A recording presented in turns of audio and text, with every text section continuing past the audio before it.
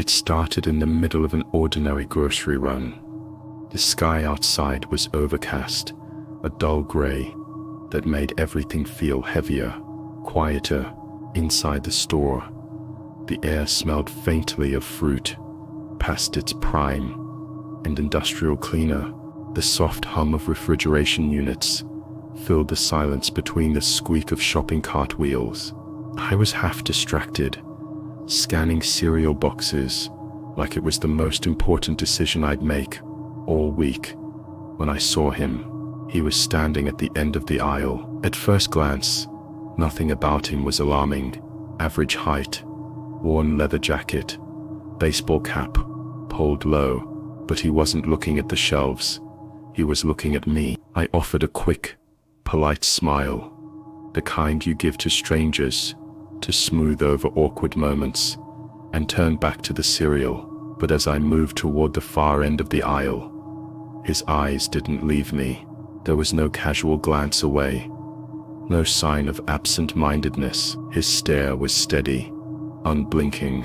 When I turned into the next aisle, my chest loosened with relief, until I saw him again, standing halfway down, facing me. I hadn't heard footsteps. He didn't have a cart or basket. He was just there. "Excuse me," I murmured, stepping to pass. "You still eat Frosted Flakes?" he said. I froze, half thinking I'd misheard. "What? You've eaten them since you were 6, he continued in a calm, almost casual tone. "You used to pour extra sugar on top when your mom wasn't looking. You thought she never noticed, but she did." The words hit me like cold water. That was such an oddly specific detail, a detail I hadn't thought about in decades, let alone told anyone. "Do I know you?" I asked. "You don't remember me," he said. "But I've always known you, Emily." The sound of my name on his tongue made my skin prickle. He stepped closer, his boots making no sound on the floor. A faint smell clung to him, damp earth, like soil after heavy rain. His voice dropped lower. "I know what happened on your 12th birthday. In the woods, by the creek." I felt my stomach twist into a tight knot. That day was locked away deep in my mind, buried under layers of denial. There had been something by the creek, something wrong, something I had prayed wasn't real.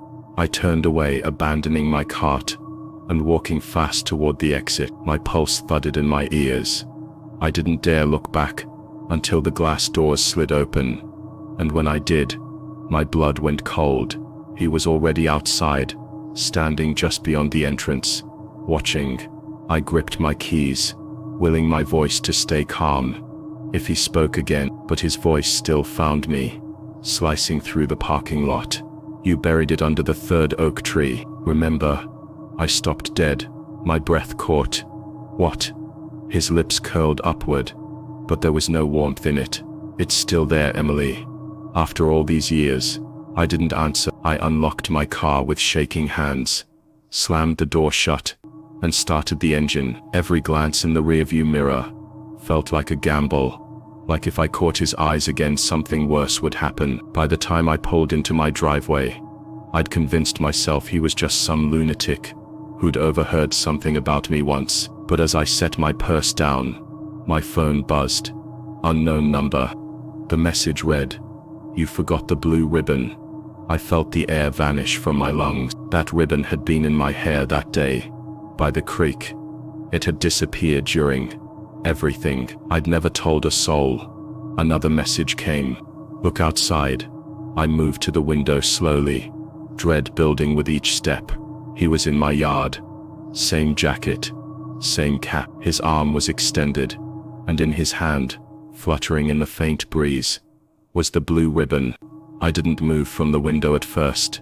I couldn't. My eyes locked on the ribbon in his hand, my mind scrambling to make sense of what I was seeing. The wind tugged it, gently, and with every flicker of blue fabric, a memory from that day forced its way to the surface. The sound of rushing water, my own screaming, the sharp crack of something breaking. He didn't wave or knock. He just stood there, like he knew I'd stay frozen for as long as he wanted me to. My phone buzzed again, still in my hand. "Let me in." I stepped back from the window so fast I nearly tripped. My thumb hovered over the call button for the police, but some part of me whispered that it wouldn't matter. I didn't even know why I thought that, but I felt it down to my bones. When I looked out again, he was gone. I stayed by the front door for a long time, staring at the empty yard. Eventually I convinced myself to lock every window, double-check the deadbolt, and try to lose myself in something normal. TV, music, anything. It must have been over an hour before the knock came. It was soft, almost polite, but the sound still made every hair on my arm stand on end. I told myself not to answer. I stayed perfectly still, barely breathing. The knock came again, this time slightly louder, and then his voice, muffled but clear. "You were wearing a yellow dress that day. It had a tear in the hem. You caught it on a branch." My heart pounded so hard it hurt. I grabbed the nearest thing I could use as a weapon, a heavy glass vase from the coffee table, and edged toward the front door. Through the peephole I saw nothing but darkness. I told myself he'd left. I told myself it was over, but when I turned around, I saw movement in the hallway mirror. He was standing in my living room. I didn't hear the door open. I didn't hear footsteps. He was just there, the blue ribbon now tied neatly around his wrist, like it belonged to him. "How?" I started, but the word caught in my throat.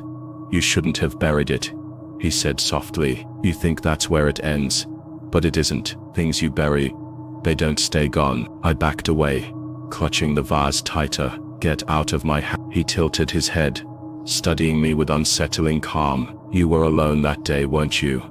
No one believed you. No one saw what you saw.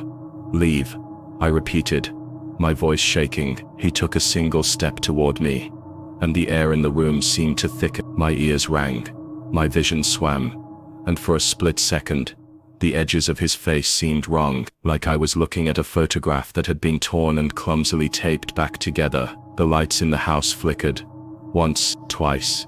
When they came back, he was gone. The vase slipped from my hands and shattered on the hardwood floor. I stood there for minutes, maybe longer, trying to calm my breathing. Eventually I forced myself to move, to check every room, every closet. Nothing. By the time I finally crawled into bed, exhaustion had settled over me like a weight. Sleep didn't come easily, but when it did, it wasn't peaceful. I dreamt of the creek again, the way the water had swallowed the sunlight, the shape I'd seen moving just beneath the surface, the pale hand that had reached for me before disappearing into the depths. When I woke, the house was silent. I almost believed it had been a nightmare, but then I saw the ribbon.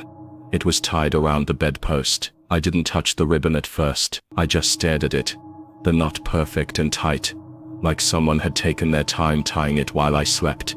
Inches away, my stomach churned as I reached for my phone, but the screen was black, dead. I was certain it had been charging all night. Every instinct screamed at me to get out, but some twisted part of my mind told me it wouldn't matter where I went. He'd already been inside once without me hearing him. Locks didn't stop him. Walls didn't stop him. The sound of water came first, faint at first, then louder, the steady rush of a creek, but it wasn't coming from outside. It was coming from down the hall. I followed it, every step heavier than the last. The air grew damp, cool, carrying that same scent of wet earth I'd smelled on him in the store. When I reached the living room, my breath caught. The carpet was soaked, darkened with water that pooled around my bare feet, and there, standing in the center of the room, was the stranger.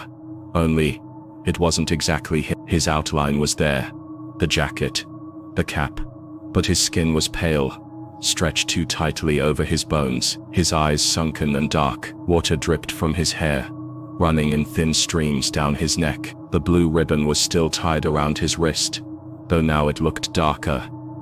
"You left me there," he said, his voice gurgling like it was bubbling up through water. "You watched me sink." I shook my head, backing away. No, I tried to." "You ran." He took a step forward, the water spreading across the floor with him. "You left me to the creek." My mind was a whirl of images from that day, my 12th birthday, playing alone in the woods, hearing a voice calling my name, thinking it was a friend from school, finding the boy by the water's edge, his eyes wide, terrified.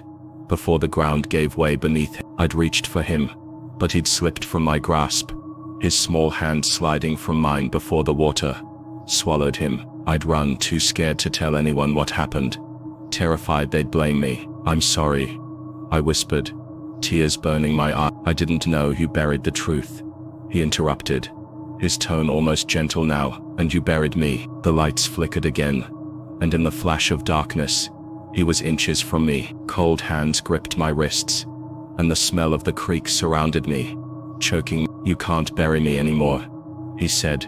The world tilted, my knees buckled. For a moment I thought I'd black out, but when my vision cleared, I was no longer in my living room. I was standing at the creek, the same muddy banks, the same gnarled oak trees looming over the water. The sky above was gray and heavy, and the air buzzed with the sound of rushing water. I turned, searching for a way back, but the stranger was standing between me and the trees. His form shifted with every blink. Sometimes the man from the store, sometimes the pale, drowning boy. "You kept my ribbon," he said softly. "Now I'm keeping you." The ground beneath my feet was soft, slick with mud. The more I tried to step back, the deeper I sank. The water was at my ankles now, freezing cold, pulling me forward with invisible hands. I screamed, but the sound was swallowed by the roar of the creek. The last thing I saw before the water closed over my head was his face, calm and still, as he tied the ribbon around my wrist. And then there was nothing but darkness, and the sound of rushing water. When I opened my eyes, I was lying on my living room floor. Everything was dry. The ribbon was gone. My phone lit up beside me, with a single notification. Under the third oak tree.